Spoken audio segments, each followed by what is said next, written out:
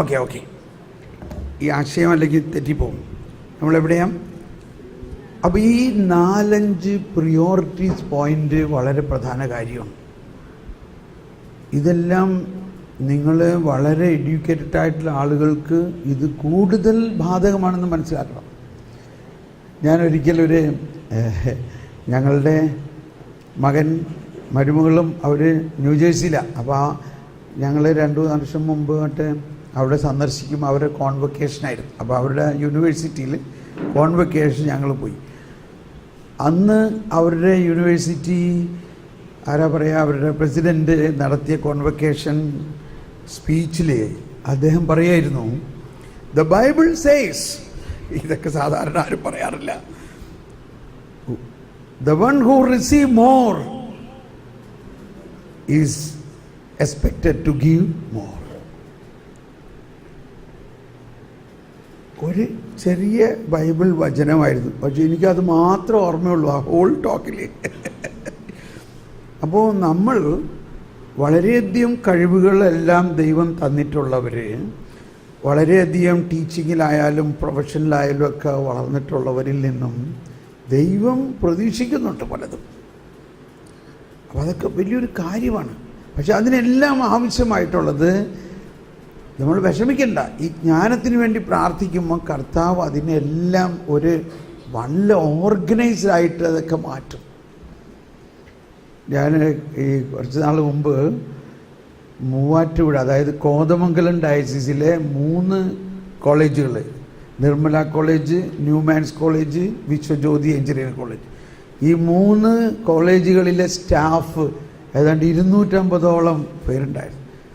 അവിടുത്തെ അച്ഛന്മാരും പ്രൊഫസർമാരും even principal എല്ലാവർക്കും. അത് കഴിഞ്ഞിട്ട് അവർ വീണ്ടും ഇപ്പോൾ പ്രോഗ്രാം ഓരോ സെക്ഷന് വേണ്ടി ചെയ്തുകൊണ്ടിരിക്കുക. അതായത് നമ്മൾക്ക് ദൈവം തന്നിരിക്കുന്ന നമ്മുടെ ക്രിസ്ത്യൻ ഇൻസ്റ്റിറ്റ്യൂഷൻസിലെ, എന്തിനാണ് ക്രിസ്ത്യൻ എഡ്യൂക്കേഷൻ ഇൻസ്റ്റിറ്റ്യൂഷൻസിൻ്റെ ഉദ്ദേശം? നമ്മൾ ഇതിൻ്റെ ഉള്ളിലൂടെ ദൈവിക ജ്ഞാനവും കൂടി പകരാൻ വേണ്ടിയാണ്. അതിന് ഒരുപാട് വലിയ കഷ്ടപ്പെടൊന്നും വേണ്ട. ഈ ദൈവിക ജ്ഞാനം നമ്മളിലുണ്ടെങ്കിൽ മാത്തമാറ്റിക്സ് പഠിക്കുമ്പോഴും ദൈവിക ജ്ഞാനം ഒഴുകും, ഇംഗ്ലീഷ് പഠിക്കുമ്പോഴും ദൈവിക ജ്ഞാനം ഒഴുകും. പെട്ടെന്ന് അതിൻ്റെ ഒരു ആശയം ഒന്ന് പറഞ്ഞോട്ടെ. ഞങ്ങൾ ഈ പറഞ്ഞ ബൈബിൾ കോളേജ് ആശയമായിട്ട്, ഇത് കുറേ വർഷങ്ങളായിട്ടുള്ളതാണ് ബൈബിൾ കോളേജ്, ബൈബിൾ അക്കാഡമിയൊക്കെ. അപ്പോൾ അതിന് ഒരു സമയത്ത് വലിയൊരു ചൂട് പിടിച്ചൊരു മീറ്റിങ്ങൊക്കെ ഉണ്ടായി. ഈ പാലാ കോട്ടയം ഭാഗത്തുനിന്ന് ഒരു പ്രൊഫസർ, റിട്ടയർഡായിട്ടുള്ള പ്രൊഫസർ ആ മീറ്റിങ്ങിൽ വന്നപ്പോൾ ഞങ്ങൾ ഈ ബൈബിൾ പഠനത്തിൻ്റെ കാര്യങ്ങളെക്കുറിച്ചൊക്കെ ചർച്ച ചെയ്യുമ്പോൾ അദ്ദേഹം പറഞ്ഞൊരു കാര്യം എൻ്റെ മനസ്സിൽ വരികയാണ്. അത് നിങ്ങൾ ടീച്ചിങ് സ്റ്റാഫിനൊക്കെ അത് വളരെ നല്ലൊരു ഉദാഹരണമായിരിക്കും. അദ്ദേഹം പറയാണ്, ഞാനിങ്ങനെ ബസ് സ്റ്റോപ്പിൽ നിൽക്കുമ്പോൾ ഒരു പെണ്ണ് എൻ്റെ അടുത്ത് വന്നിട്ട് എന്നെ ഗ്രീറ്റ് ചെയ്തു. അപ്പോൾ ഞാൻ ഉദ്ദേശിച്ചു എൻ്റെ ക്ലാസ്സിൽ പണ്ട് പഠിച്ചിട്ടുള്ള കുട്ടികളാരെങ്കിലും ആയിരിക്കും. അപ്പോൾ അവൾ പറഞ്ഞു, ഇല്ല സാറേ, ഞാൻ അങ്ങനെ സാറിൻ്റെ ക്ലാസ്സിൽ പഠിച്ചതല്ല, പക്ഷേ ഞാൻ ഫൈനൽ ഇയർ BSc പരീക്ഷ എഴുതുന്ന സമയത്ത് യു ആർ ദ ഇൻവിജിലേറ്റർ, അങ്ങനെയല്ലേ പറയും, ഇൻവിജിലേറ്റർ. ഞാൻ ഒരു ചെറിയ തെറ്റ് ചെയ്തു. ഞാൻ അടുത്തിരിക്കുന്ന കുട്ടിയുടെ നോക്കി എഴുതി. ആ സമയത്ത് സാറ് ഇത് കണ്ടുപിടിച്ചു. സാറത് കണ്ടിട്ട് എൻ്റെ ചെവിയിൽ വന്ന് ഇങ്ങനെ മന്ത്രിച്ചു, ചെറിയ കാര്യങ്ങളിൽ നീ വിശ്വസ്തയാണെങ്കിൽ വലിയ കാര്യങ്ങളിലും വിശ്വസ്തയായിരിക്കും. അത് എന്നെ വളരെയധികം ആകർഷിച്ചു, സ്വാധീനിച്ചു. ഞാനൊരു ക്രിസ്ത്യാനിയൊന്നുമല്ല, എങ്കിലും അത് ക്രിസ്തുദേവൻ്റെ വാക്കുകളാണെന്ന് എനിക്കന്ന് മനസ്സിലായി. ഇന്ന് ഞാൻ ആ നാഷണലൈസ്ഡ് ബാങ്കിലെ ചീഫ് മാനേജറാണ്. സാർ എൻ്റെ റൂമിൽ വന്നാൽ അവിടെ ചുവരിൽ എഴുതി വച്ചിരിക്കുന്നത് ഈ വാചകമാണ്. അവിടെ എൻ്റെ ടേബിളിൽ എഴുതി വച്ചിരിക്കുന്നതും ഈ വാചകമാണ്. ഇത് ഒരു ജ്ഞാനമല്ലേ? ആരുടെയെങ്കിലും ഒരു റിലീജിയസ് സെൻറ്റിമെൻറ്റിനെ നമ്മൾ വ്രണപ്പെടുത്തിയോ? അപ്പോൾ ഇങ്ങനെ നമ്മളുടെ ക്രിസ്ത്യൻ എഡ്യൂക്കേഷനിലൂടെ ഈ എഡ്യൂക്കേറ്റേഴ്സ് നമ്മൾ ഓരോരുത്തരിലും ദൈവവചനവും ദൈവിക ജ്ഞാനവും ഉണ്ടെങ്കിൽ അത് നമ്മൾ പറയുന്ന വാക്കിലും നോട്ടത്തിലും നമ്മുടെ എല്ലാ മൂമെൻസിലും ഇത് പ്രസരിക്കുന്നുള്ളതാണ്. ഇത് പ്രസരിക്കും. നമുക്ക് ചില കുട്ടികളെ അറിയാം, അവർ വീട്ടിൽ അച്ഛനും അമ്മയും അവർക്ക് ഭയങ്കര പ്രശ്നമുള്ളവരാണ്. അപ്പോൾ അവരെ കാണുമ്പോൾ നമ്മളൊരു നോട്ടത്തിൽ, നമ്മളുടെ ഒരു അനുകമ്പയിൽ, നമ്മൾ അവരോട് ചോദിക്കുന്ന വർത്തമാനത്തിലൊക്കെ ഇത് ഉദിക്കുകയാണെങ്കിൽ ഇത് ഇങ്ങനെ വരും ദൈവരാജ്യം. അപ്പോൾ 3000 കുട്ടികൾ പഠിക്കുന്ന ഒരു ഇൻസ്റ്റിറ്റ്യൂഷൻ ഉണ്ടെങ്കിൽ അതിൻ്റെ അർത്ഥം എന്താ? 3000 ആത്മാക്കളെ നമ്മുടെ കസ്റ്റഡിയിൽ ദൈവം തന്നിരിക്കുകയാണ്. 3000 ആത്മാക്കളെ.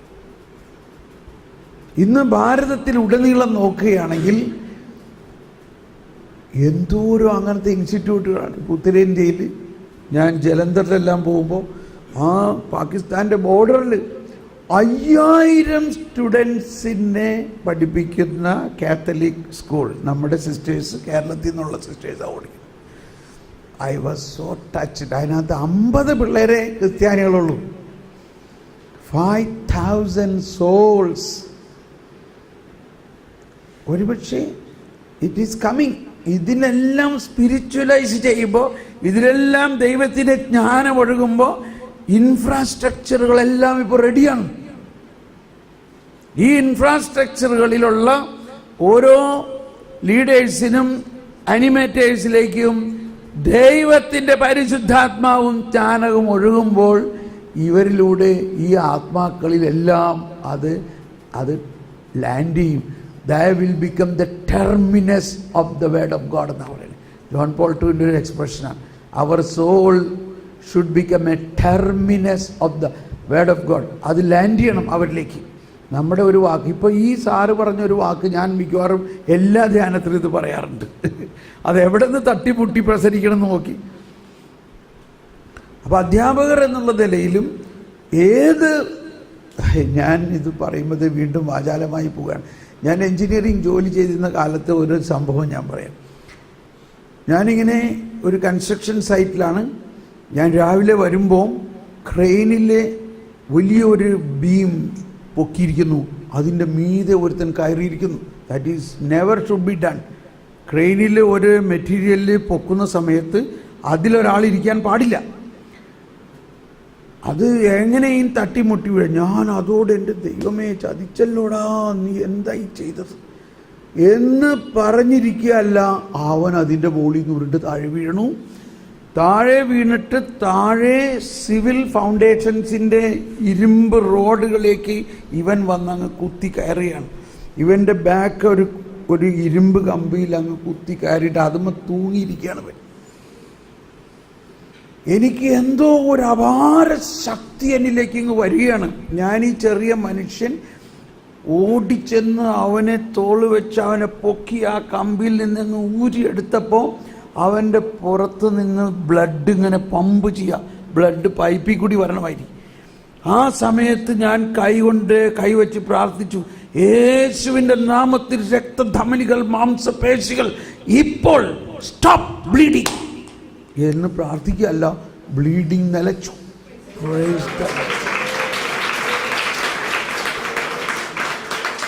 അങ്ങനെ അവനെ ഇത് ഒരു നാഗപ്പൂർ ഏരിയയിലാണ്. ഒരു ഹോസ്പിറ്റലിലേക്ക് ചെല്ലണമെങ്കിൽ 2 മണിക്കൂറിൽ കൂടുതൽ ഡ്രൈവ് ഉണ്ട്.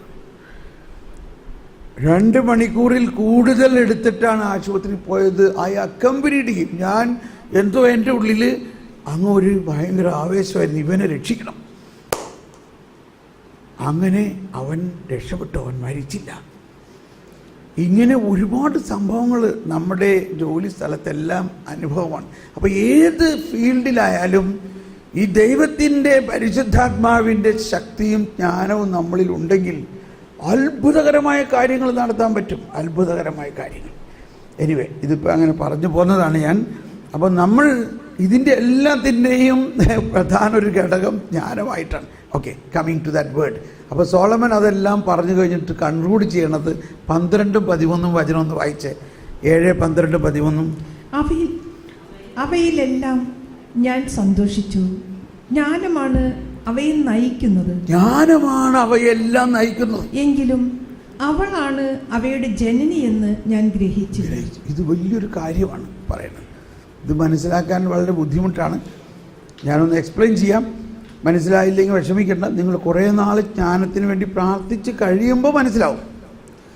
സോളമൻ തന്നെ പറയണത് എനിക്ക് അന്ന് മനസ്സിലായില്ല എന്നാണ് പറയണത്. കണ്ടോ, he is confusing, I did not understand that. ഈ ജ്ഞാനത്തിന് വേണ്ടി പ്രാർത്ഥിച്ചു തുടങ്ങിയപ്പോൾ എനിക്ക് സകലതും ലഭിച്ചു. ജ്ഞാനമാണ് അതിനെ നയിക്കുന്നതെന്ന് എനിക്ക് മനസ്സിലായി. എങ്കിലും അവളാണ് അതിൻ്റെ ജനനിയെന്ന് മനസ്സിലായില്ല. ഇപ്പം നമ്മൾ തന്നെ നമ്മൾ ജ്ഞാനത്തിന് വേണ്ടി ഇങ്ങനെ ധാരാളം പ്രാർത്ഥിക്കണമെന്ന് പറഞ്ഞപ്പോൾ നമുക്ക് നല്ലൊരു ഐഡിയ കിട്ടി. എന്താ, ഈ ജ്ഞാനം ഉപയോഗിച്ച് നമുക്ക് കാര്യങ്ങളൊക്കെ ചെയ്യാം, ഇല്ലേ? ഇതാണ് നമുക്ക് ആദ്യം ഉണ്ടാകുന്ന ചിന്ത. ജ്ഞാനം ഉപയോഗിച്ച് എല്ലാ കാര്യവും ചെയ്യാൻ പറ്റും. എന്നാൽ സോളമൻ പറയുന്നത് അതിൻ്റെ ഒരു ഓപ്പോസിറ്റ് സൈഡാണ്. എന്നാൽ ഞാൻ ജ്ഞാനത്തെ ഉപയോഗിച്ച് കാര്യങ്ങൾ ചെയ്യുകയല്ല, ജ്ഞാനമാണ് അതിൻ്റെ ജനനി. ജ്ഞാനത്തിൻ്റെ കയ്യിൽ ഒരു പേന പോയ ഞാൻ ആയാൽ മതി. ജ്ഞാനം എന്നെ ഉപയോഗിച്ച് കാര്യങ്ങൾ ചെയ്യും. ജ്ഞാനമാണ് അതിൻ്റെ ശില്പി. ജ്ഞാനം എന്നെ ഉപയോഗിച്ച് കാര്യങ്ങൾ ചെയ്യുന്ന തരത്തിൽ ഞാൻ ജ്ഞാനത്തിൻ്റെ കയ്യിൽ ഒരു പെൻസിൽ പോലെ ആയാൽ മതി. അതാണ് ജ്ഞാനം. ഒന്നുകൂടി വായിച്ചേ, 12-13. അവയിലെല്ലാം ഞാൻ സന്തോഷിച്ചു. ജ്ഞാനമാണ് അവയെ നയിക്കുന്നത്. എങ്കിലും അവളാണ് അവയുടെ ജനനി എന്ന് ഞാൻ ഗ്രഹിച്ചില്ല. She is the mother of everything. നമുക്കൊന്ന് സ്തുതിക്കാം. പരിശുദ്ധാത്മാവേ, ഞങ്ങളിൽ പ്രവർത്തിക്കണേ, ഞങ്ങളിൽ പ്രാർത്ഥിക്കണേ, ഞങ്ങളിൽ ജ്ഞാനം പകരണമേ. ഞങ്ങൾ ജ്ഞാനത്തിൻ്റെ കയ്യിലെ ഒരു ഉപകരണമാക്കി മാറ്റണമേ. ഓ ജ്ഞാനമേ, ജ്ഞാനമേ. എല്ലാവരും സ്തുതിച്ച് പ്രാർത്ഥിക്കാം. ഒന്ന് എഴുന്നേറ്റ് നിന്ന് പ്രാർത്ഥിച്ചാലോ? നമുക്ക് ഇപ്പോൾ പാടിയ പാട്ട് തന്നെ ഒന്ന് പാടാം. ആത്മാവേ, ദൈവത്തിൻ നിഗൂഢ രഹസ്യങ്ങൾ ആത്മാവെന്നിൽ പകർന്നിടുന്നു. ബുദ്ധിയും ബോധ്യവും ദൈവിക ശക്തിയും ആത്മാവൻ.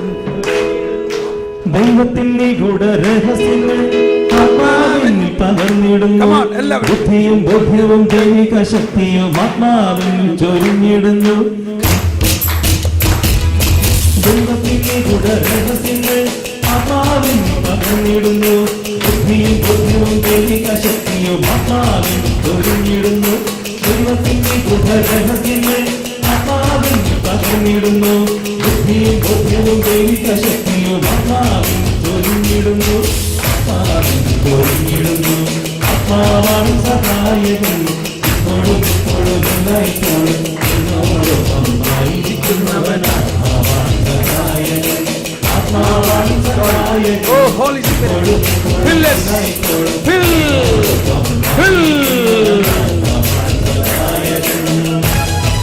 ദാഹത്തോടെ പരിശുദ്ധാത്മാവേ സഹായിക്കണമേ, സഹായിക്കണമേ.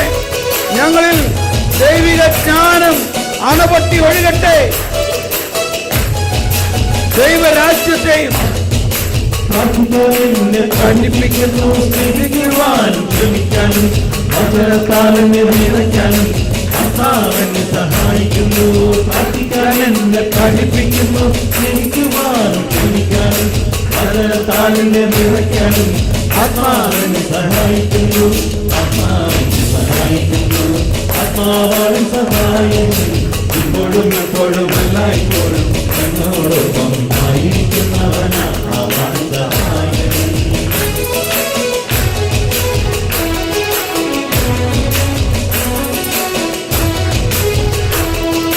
ദൈവത്തിൻ രഹസ്യങ്ങൾ എല്ലാവരും പകർന്നിടുന്നു. ബുദ്ധിയും ബോധ്യവും ദൈവിക ശക്തിയും ആത്മാവെന്നിൽ ചൊരിഞ്ഞിടുന്നു.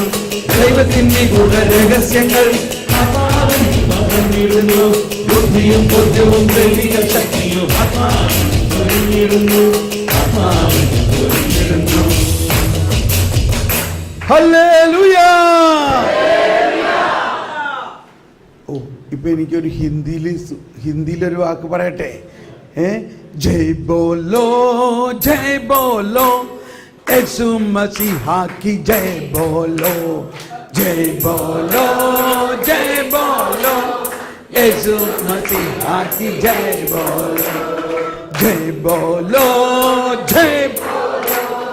യേശു മസീഹാ കി ജയ് ബോലോ. എല്ലാവരും ജയ് ബോലോ യേശു മസീഹാ കി ജയ് ബോലോ, ജയ് ബോലോ യേശു മസീഹാ കി ജയ് ബോലോ, ജയ് ബോലോ യേശു മസീഹാ കി ജയ് ബോലോ. बोलो जय प्रभु यीशु क्रिस्त की. കുറച്ചും കൂടി ഒച്ച പറയാൻ പറ്റുമെന്ന് തോന്നുന്നുണ്ട്. ഒന്നും കൂടി ഒന്ന് എടുത്തു നോക്കി. ഇത്രയും പോരാ. നിങ്ങളുടെ ഫുൾ പവർ ഒന്ന് കൊടുത്തു നോക്കിയേ. ബോലോ പ്രഭു യേശു ക്രിസ്തു കീ. Very good, very good. അടുത്തത് കഴിഞ്ഞില്ല. ഹമാരെ മുക്തിദാതാ കീ, राज राजेश्वर की. Praise the Lord. बैठिए. ओके.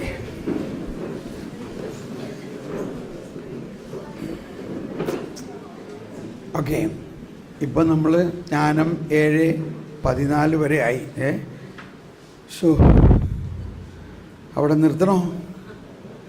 ഇനി ജ്ഞാനത്തിനെ കുറിച്ച് കേട്ട് ബോറടിക്കുന്ന മാതിരി തോന്നുന്നു? 2-3 വാക്കുകൂടി പറയട്ടെ. സാധാരണ ചിലർ പറയാറുള്ളത് U spoke too much so that it lost it's flavour എന്ന് പറയും. അങ്ങനെ ആർക്കെങ്കിലും തോന്നുന്നുണ്ടോ? ദൈവത്തിന് സ്തുതി. ചില കാര്യങ്ങൾ നമ്മളങ്ങനെ ഒരുപാട് പറഞ്ഞാൽ അത് ബോറടിക്കും. പക്ഷെ ജ്ഞാനം അങ്ങനെ ആവില്ല എന്ന് വിചാരിക്കണം. 1-2 ചെറിയ പോയിന്റ് കൂടി പറയേണ്ടത്. ഒന്ന് ഇതാണ്, ഈ ജ്ഞാനം 7-ാം അധ്യായത്തിൽ ഇപ്പം നമ്മളെവിടെയായി 7:22-23. ജ്ഞാനം 7:23 21 കാര്യങ്ങൾ പറയുന്നുണ്ട്. ജ്ഞാനത്തെക്കുറിച്ച് 21 കാര്യങ്ങൾ. വാസ്തവത്തിൽ ഈ 21 കാര്യങ്ങൾ നമ്മളിൽ കിട്ടുകയാണെങ്കിൽ നമ്മുടെ ജീവിതം അതിമനോഹരമാകും.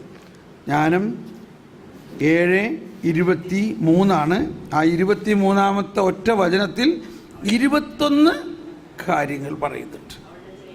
വരട്ടെ, വെയിറ്റ്. അതിനു മുമ്പ് 22 കൂടി വായിച്ചിട്ട് നമുക്ക് അങ്ങോട്ട് പോകാം. 7:22 വായിച്ചേ. സകലതും രൂപപ്പെടുത്തുന്ന ജ്ഞാനമാണ് എന്നെ അഭ്യസിപ്പിച്ചത്. സകലതും രൂപപ്പെടുത്തുന്ന ജ്ഞാനമാണ് എന്നെ അഭ്യസിപ്പിച്ചത്. ഇനി എല്ലാവരും ശബ്ദം ഉയർത്തി അതിന്റെ ബാക്കി ഭാഗം വായിക്കാം. എല്ലാവരും.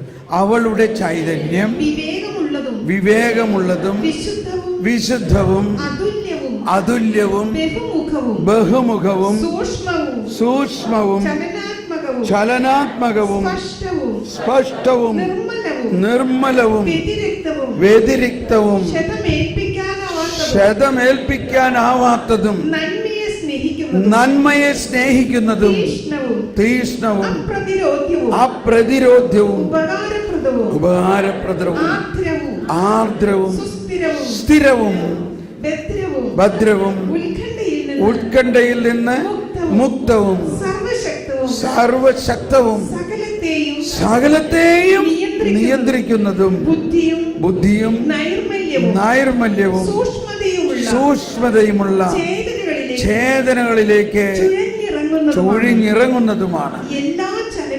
എല്ലാ ചലനങ്ങളിലും ചലനാത്മകമാണ് ജ്ഞാനം.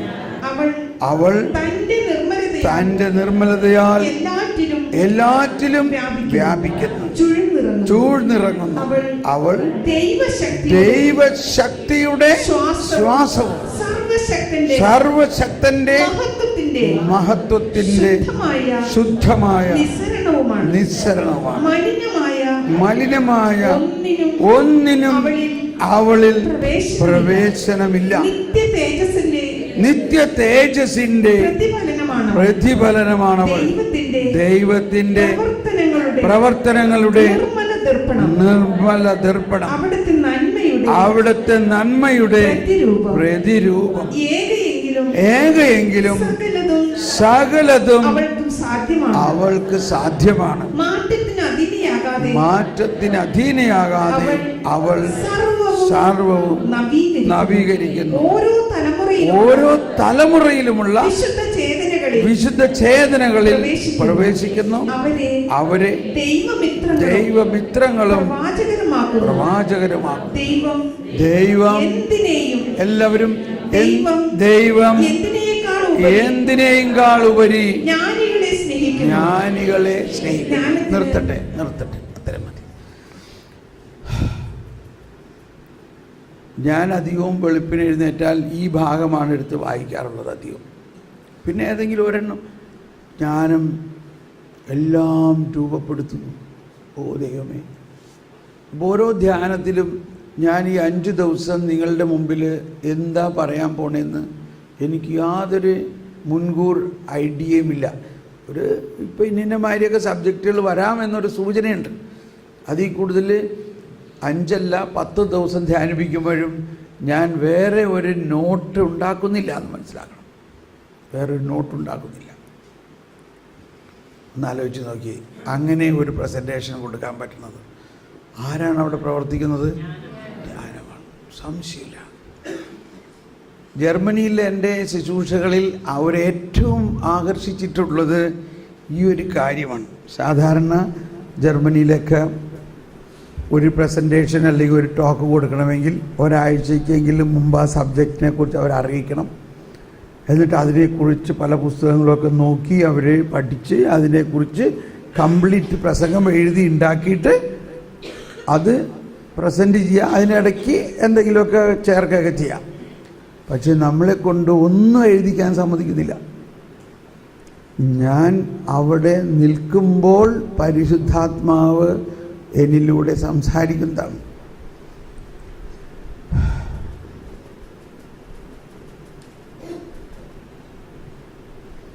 നമുക്കൊന്ന് സ്തുതിക്കാവുന്നകൂടി. പരിശുദ്ധാത്മാവേ, ഈ ജ്ഞാനം ഞങ്ങളിൽ നൽകണമേ. ഈ ജ്ഞാനം ഞങ്ങളിൽ നിറഞ്ഞിരിക്കുന്നു എന്ന് ഞങ്ങൾ വിശ്വസിക്കുന്നു. സോളമന് കൊടുത്ത ജ്ഞാനം കർത്താവ് ഈശോ മിശിഹായിലൂടെ നമ്മളിൽ നൽകപ്പെട്ടിരിക്കുന്നു. സോളമന് കൊടുത്ത ജ്ഞാനത്തെക്കാൾ വലിയ ജ്ഞാനം ഇതാ സോളമനേക്കാൾ വലിയവൻ ഇവിടെ. Praise the Lord. അപ്പോൾ ഈ ജ്ഞാനത്തിൻ്റെ സബ്ജക്റ്റ് ഇവിടെ തൽക്കാലം നിർത്തുകയാണ്. പിന്നീട് ഇടയ്ക്ക് എന്തെങ്കിലും പ്രേരണ കിട്ടുകയാണെങ്കിൽ പറയാം. ചോദ്യങ്ങൾ നിങ്ങൾക്ക് ചോദിക്കണമെങ്കിൽ ചോദിക്കാം പിന്നീട്.